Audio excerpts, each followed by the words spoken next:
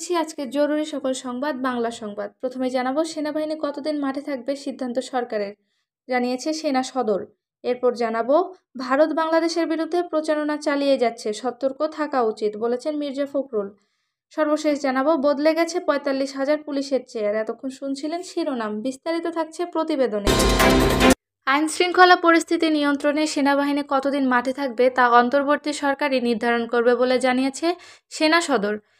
In aid two civil পাওয়ার এর আওতায় সারা দেশে মোতায়েন করা সেনাবাহিনীর কার্যক্রম নিয়ে বুধবার ১৩ নভেম্বর সেনানিবাসের বনানী রেল ক্রসিং সংলগ্ন স্টাফ রোডের মেসে এক সংবাদ সম্মেলনের আয়োজন করা হয়। সেখানে এক প্রশ্নের জবাবে মিলিটারি অপারেশনস ডাইরেক্টরের স্টাফ কর্নেল ইন্তেখাব হায়দার খান একথা জানান। সংবাদ সম্মেলনে ইন্তেখাব হায়দার খান বলেন, সেনাবাহিনী দেশের পরিস্থিতি স্থিতিশীল রাখতে শৃঙ্খলা রক্ষাকারী বাহিনীর সহায়তায় নিয়োজিত রয়েছে। সেনাবাহিনী মোতায়েন হয়েছে সরকারের সিদ্ধান্তে। সরকারি সিদ্ধান্ত নেবে সেনাবাহিনী কতদিন মোতায়েন থাকা প্রয়োজন। তিনি জানান, এই মুহূর্তে দেশের ৬২ জেলায় সেনা সদস্যরা আইন শৃঙ্খলা রক্ষায় অন্তর্বর্তী সরকারের সংশ্লিষ্ট মন্ত্রণালয়, আইন শৃঙ্খলা রক্ষাকারী বাহিনী, স্থানীয় প্রশাসন, বিভিন্ন সংস্থা, গণমাধ্যম ও স্থানীয় জনগণের সঙ্গে সম্পৃক্ত হয়ে সমন্বিত প্রচেষ্টার মাধ্যমে সার্বক্ষণিক সক্রিয়ভাবে দায়িত্ব পালন করছেন।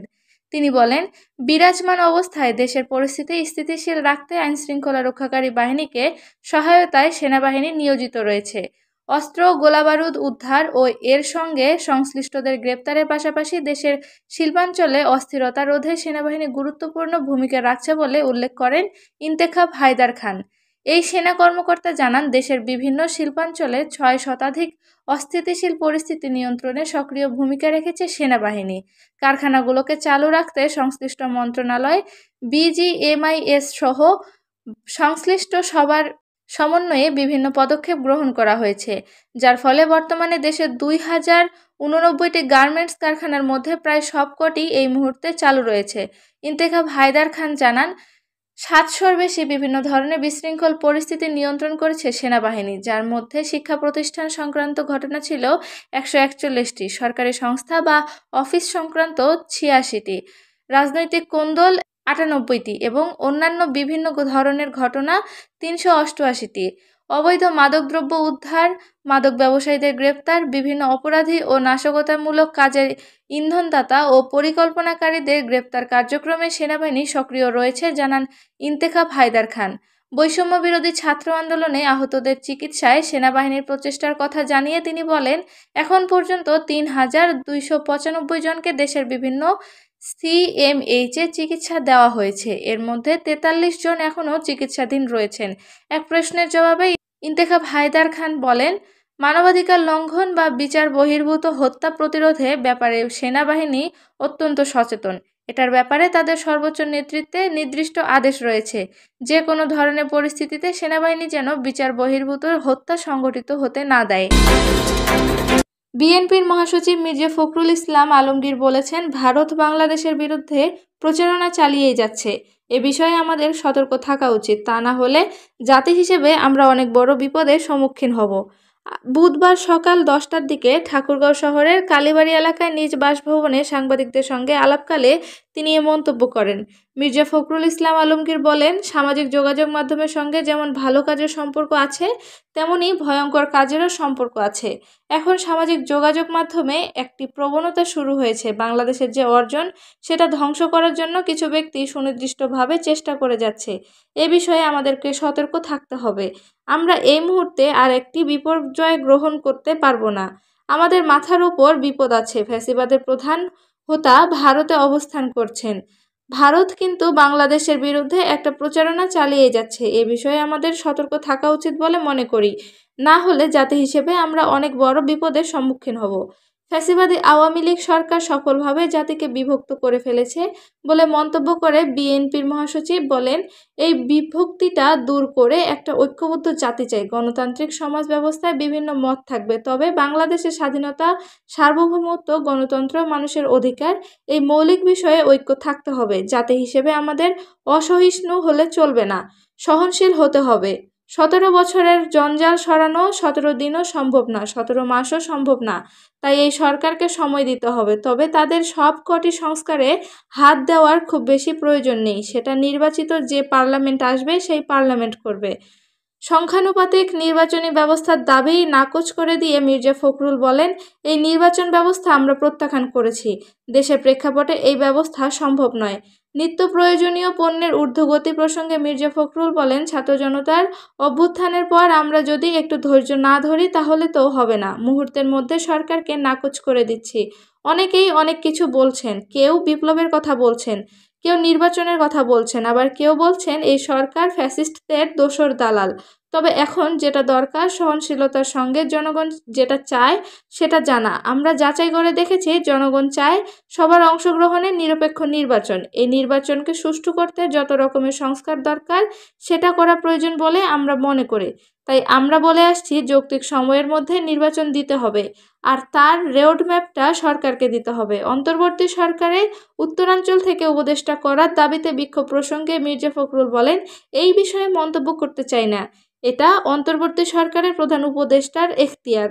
তিনি তার মেধা, বুদ্ধি, বিচক্ষণতা দিয়ে তা বিবেচনা করবেন। কোনো সমস্যা থাকলে তা সমাধান করবেন।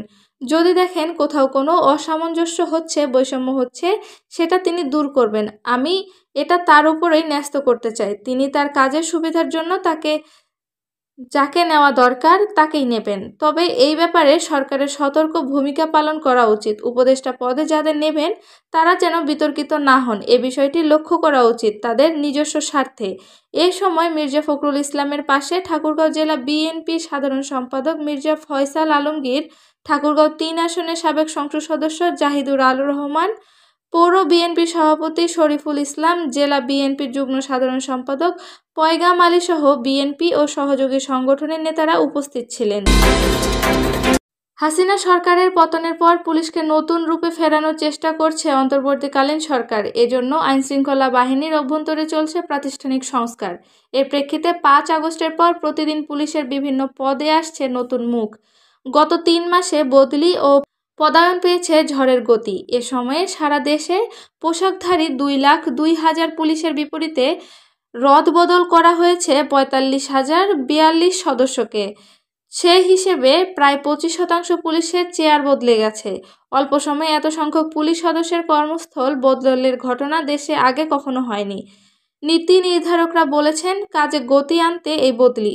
গেল 1.5 দশকে নানা বিতর্কিত কর্মকাণ্ডে জড়ায় পুলিশ। গণ অভ্যুত্থানে পুলিশের বিরুদ্ধে মানুষের ক্ষোভের বহিঃপ্রকাশও দেখা গেছে। পুলিশ এ পরিস্থিতি থেকে বের হওয়ার চেষ্টায় আছে। যারা নতুনভাবে পদায়ন পাচ্ছেন তাদের নিজ নিজ এলাকায় অপরাধীদের নেটওয়ার্ক সম্পর্কে জানতে কিছুটা সময় লাগছে। অপরাধীরা এর সুযোগ নিতে পারে। কিছুদিন গেলে রদবদলের প্রভাব দৃশ্যমান হবে, কারণ প্রতিনিয়ত নতুন নতুন ঘটনা প্রবাহ এবং অপ্রীতিকর পরিস্থিতি মোকাবিলার চ্যালেঞ্জ পুলিশের সামনে আসছে। পুলিশ সদর দপ্তরের একটি দায়িত্বশীল সূত্রে জানা গেছে, 64 জেলার পুলিশ, সব রেঞ্জ ডিআইজি, মহানগর কমিশনার এবং সব থানার ওসি পদে এসেছে নতুন মুখ। পুলিশে এককভাবে সবচেয়ে বড় ইউনিট হলো ঢাকা মহানগর পুলিশ। অন্তত 32,000 সদস্য এখানে কাজ করেন। এ পর্যন্ত এখানকার 18,000 সদস্যকে বদলি করা হয়েছে, যারা বিভিন্ন জায়গায় এসে ডিএমপির মতো গুরুত্বপূর্ণ ইউনিটে ঢুকেছেন। তাদের দেওয়া হচ্ছে প্রশিক্ষণ ও উদ্দীপনা। রাজধানীর মতো জায়গায় নতুন পরিবেশে কাজের ধরন নিয়ে সম্যক ধারণা দিতে নানা উদ্যোগ নিয়েছে পুলিশ প্রশাসন। আরও জানা গেছে, গত 5 আগস্টের পর 18 অতিরিক্ত আইজিপির চেয়ার বদল করা হয়েছে।